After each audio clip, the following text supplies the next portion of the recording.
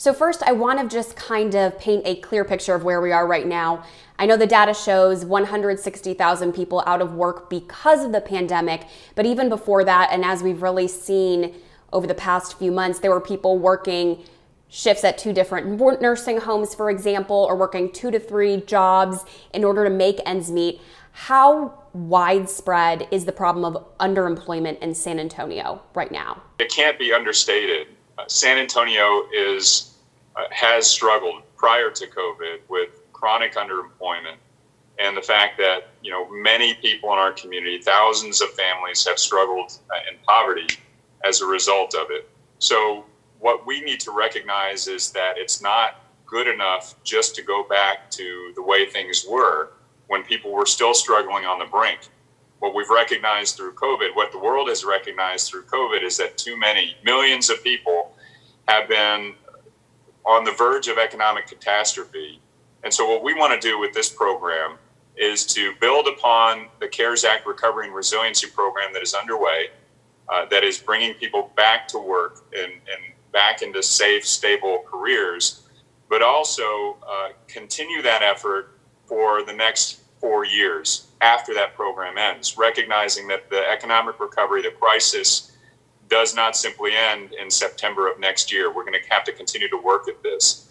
So in this economic recovery initiative that voters will hopefully approve in November, we will have the opportunity to put displaced workers and unemployed and underemployed workers on a pathway to develop the skills to enter into stable, sustained careers post-COVID. Up to 10,000 workers a year, so 40,000 total in addition to the 15 total that are being served through the CARES Act Recovery and Resiliency Program. Anyone who has been displaced or has been underemployed will be eligible onto 2 paths. One for workforce training certification into a number of different careers that are in demand. And then for those who have some type of post-secondary credit but not completed, there will be a path to a 2 and 4 year completed degree. All of those folks that are part of this program will have emergency assistance and case management to help remove some of those obstacles that have hindered completion in the past. So this is a great way not only to get San Antonio families back on their feet and our economy recovered, but also in a way it's also a significant jumpstart to our post-COVID economy, because San Antonio does not have to continue to be one of the poorest big cities in the country. I want to talk a little bit about the specifics of this plan and then go into a little more of the overall mission and vision for it. I know that this is separated out into different types of workforce training and resources. If you can kind of describe how this is targeting specific industries where we know there are jobs present and how we know that those jobs are there. So the certifications and the industries that are involved were identified through the San Antonio Economic Development Foundation jobs report. We're talking maintenance, repair technicians, certified nursing assistants, child care associates, careers like that that will provide a certificate within 2 to 12 weeks of a program. The 2 and 4 year degree programs are in-demand jobs also identified in those industry reports that we know are going to be here post-COVID and that offer sustainable, stable careers. Manufacturing and aerospace, biosciences and healthcare, professional services, technology, cybersecurity, construction and trades, those types of careers. We're not reinventing the wheel. This builds on several different initiatives, including the city's poverty report, the status of women's report, the Economic Development Foundation post-COVID jobs report, what's happening with Alamo Promise, but also Texas A&M, San Antonio, UTSA. So this is a community-wide effort to, again, affect a significant portion of our San Antonio economy and bring tens of thousands of San Antonians back to work, not just so they can go from one job to the next, but actually move up the economic ladder and get the families and get our entire city out of the entrenched poverty that we've experienced over generations. It also funds for wraparound services, things like childcare, rental assistance, for example, even car repairs if someone were to need them. For people who aren't familiar, can you describe how instrumental these parts of the process are in terms of somebody successfully completing training or education? They're extremely important because we've seen time and again that a health event, childcare, a utility bill, a rent payment are sometimes the obstacle, as minor as it may sound, that ends someone's trajectory, ends someone's path for certification or to a degree. And so this program provides case management, navigation through some of those barriers, as well as emergency financial assistance, so that we take away those barriers and the worker, the family can ultimately complete and be on track again for one of these careers and more stability within their household. The city has used equity as a framework for policymaking and decision-making on other issues. And the city's status of poverty report showed, for example, that single women, for example, make up a larger percentage of households that are living in poverty right now. How will those issues be addressed through this plan? Absolutely. And remember, this is a midterm strategy.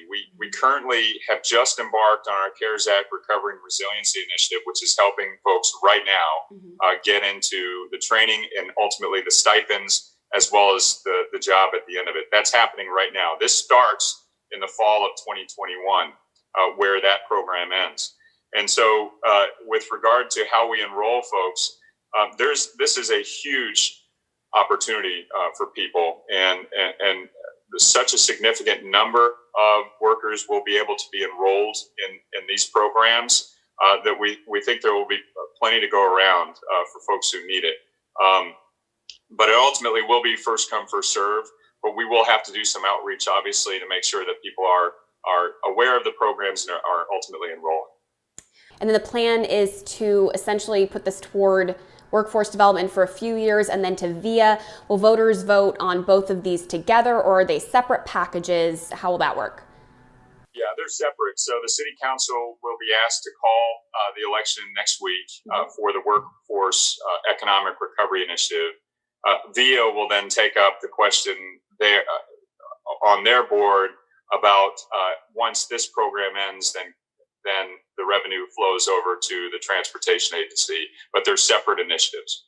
This 1/8 cent sales tax previously was going to aquifer protection, trailways. How are those now going to be funded? Yeah, so for the last 6 to 8 months, we've been working on an alternative strategy to make sure that the aquifer program and the linear creekway system, both of which I have been a strong supporter of, continue. And so we are continuing that effort. And the Aquifer program currently is funded with sales tax. It won't expire, that sales tax, until next year. When it does, it will roll into the city revenues and it will be continued that way. The Conservation Advisory Board is taking up the ordinance to establish that mechanism that will allow us to continue the Aquifer protection program for the foreseeable future.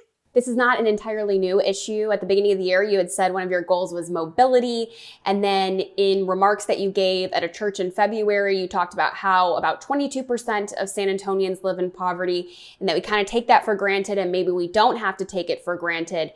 How long have these types of projects been in the works? Was the planning on this underway even before the pandemic, and has this really just increased the need for fast action on it? This is a significant jumpstart to our community. Obviously, it's just a start. We have a short-term strategy in place with the CARES Act Recovery and Resiliency Program. This now creates a bridge in a midterm strategy that lasts about 4 years to get us to a long-term, brighter future. And so what we want to accomplish here is to ensure that San Antonio families can get back to work, and those who have been displaced, particularly those whose jobs may never come back, are able to acquire the skills and education to get into the jobs that will, which by and large are requiring more education and more skills. By doing that, we create the spark that I believe can start to break generational poverty in this community. We know that creating paths to economic opportunity is the way we break cycles of generational poverty. And this is exactly what this economic recovery initiative is focused on. We have to continue to do work after this, and we're going to continue to do that. But this is one of the key elements of us building a stronger economy for the future that our children and grandchildren will reap the benefits of. And then I know I've read the agenda memo and we'll see the ballot language eventually, but if you can just make it really clear, what specifically is your question and pitch to voters on this? We are in the midst of an economic crisis of historic proportions, and this comes on top of the fact that we know San Antonio has had historic issues with generational poverty and underemployment. We have an opportunity as a community now to ensure that we not only get San Antonio families back on their feet and our economy recovered, but that we can also build a strong economy for the future in which families, workers are not going from one job to the next, but are proceeding up the economic ladder. San Antonio does not have to be one of the poorest big cities in the country. We are putting ourselves on a path to now economic resilience and equity for our entire community. You said generational change. Is there anything else that you want people to know about the impact that just one or two high wage, even living wage paying jobs can make for a family, for kids, for their neighbors? The challenge with generational poverty is that it has an exponential effect on a family and a community. One family unit that lives in poverty has a much lower likelihood of achieving education and training in the next generation to achieve a career that is stable and that allows for a family to live out, above poverty. So you factor that in generation after generation, and it creates a challenge in which we have a city that is one of the poorest big cities in the country with 22% poverty. We have to address it at its core. And the opportunity to break poverty for one family has that exponential impact generationally on that family, but also on the entire community. So imagine if we can do that for not just one family or two families or 10 families or 100 families, but we can do it with 50,000 families. That's exactly what we're doing over the next 4.5 years with the CARES Act Recovery and Resiliency Program, and now with this economic recovery initiative that voters will get to approve in November. And is there anything else that you think is really important for people to know and understand? I'm grateful. We've had a cross-section of the community, our higher education institutions, our industries, community members, COPS Metro, a lot of different folks at the table to build this initiative. And I believe we are at the threshold of the most significant positive economic change for our community ever. And I'm looking forward to the discussion that takes place and ultimately the vote that happens in November.